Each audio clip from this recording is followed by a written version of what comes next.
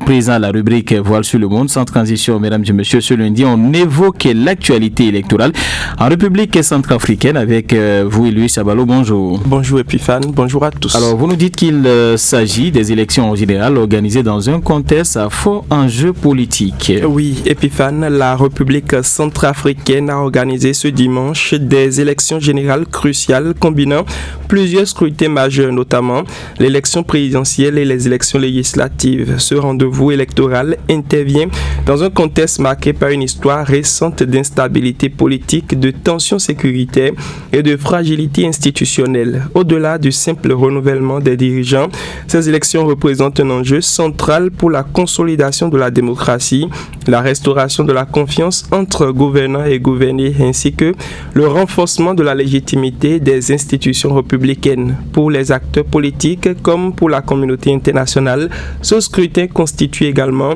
un test de crédibilité du processus électoral centrafricain et la capacité, bien entendu, du pays à organiser des élections inclusives et transparentes. Alors, le déroulement des scrutins globalement apaisé sur l'ensemble du territoire. Oui, près de 2,4 millions de Centrafricains étaient appelés aux urnes pour ces scrutins couplés. Les opérations de vote se sont déroulées dans un climat globalement calme et sécurisé, sans incident majeur rapporté par l'autorité nationale des élections et les forces de sécurité. Dès l'ouverture des bureaux de vote, une affluence progressive des électeurs a été observée dans plusieurs localités, notamment dans la capitale Bangui et certaines villes de l'intérieur du pays.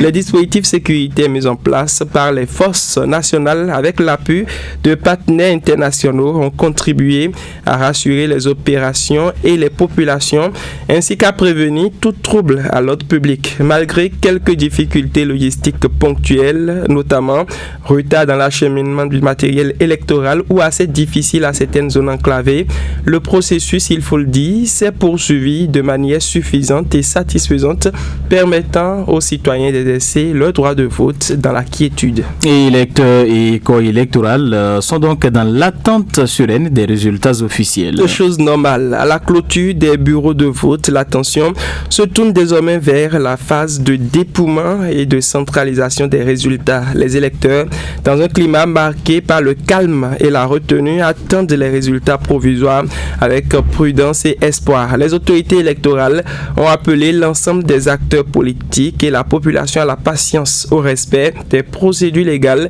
et à la préservation de la paix sociale durant cette période sensible. Dans l'opinion publique, l'espoir est que les résultats issus des urnes reflètent fidèlement le choix des citoyens et ouvrent la voie à une nouvelle dynamique politique synonyme de stabilité durable et de renforcement de l'état de droit en République centrafricaine. Il faut dire également, Epiphane, que d'autres pays africains ont également connu des temps forts électoraux ces dernières heures. En Guinée, par exemple, les électeurs étaient également aux urnes ce dimanche pour le premier tour de l'élection présidentielle. Un scrutin qui s'est déroulé dans le calme et dont le dépouillement est actuellement en cours. En Côte d'Ivoire, en revanche, le processus électoral est à un stade plus avancé, avec la publication progressive des résultats des élections législatives. Selon les premières tendances et les indiscrétions, les résultats quasi complets confirment une nette avance du parti présidentiel, laissant entrevoir une majorité confortable au Parlement. Voilà, donc merci à vous, Louis Sabalo. On va rester dans le cadre, le